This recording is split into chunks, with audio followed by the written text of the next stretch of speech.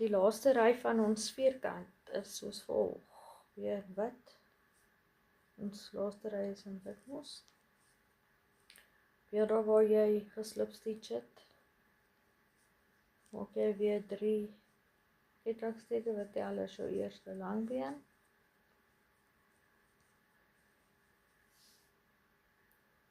En dan maak jy in die dubbele langbeen maak jy 'n langbeen. En dan langsaan begin jy met jou 3 langbene wat jy maak.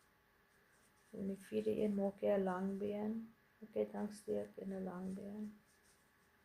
Dis mos nou om ons hoekies te vorm. 'n langbeen, 'n kettingsteek en 'n langbeen. Dan maak jy weer 3 langbene.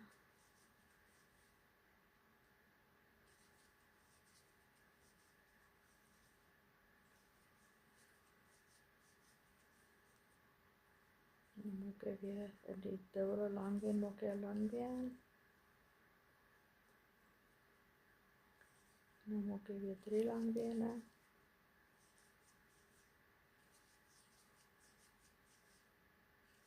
En dan weer 'n langbeen, 'n kettingsteek, 'n langbeen.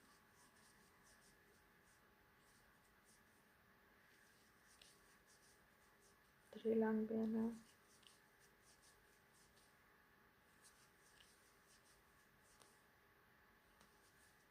Maak jy weer in daai dubbele langbeen, maak jy ook 'n langbeen.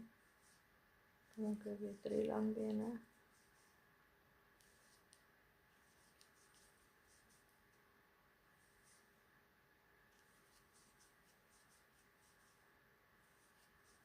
Dan weer 'n langbeen, 'n kettingsteek, 'n langbeen. Dan weer 3 langbene.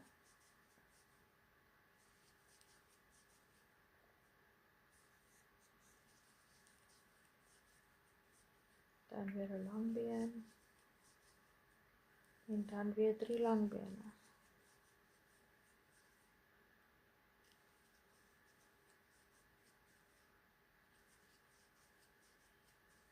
Dan maak jy weer 'n langbeen. 'n kettingsteek, 'n langbeen. En dan maak jy weer 3 langbene. En dan maak jy 'n slip stitch daar waar jy laaste die 3 kettingsteke as 'n slip stitch gebruik het. Ag, as 'n langbeen gemaak het. En daar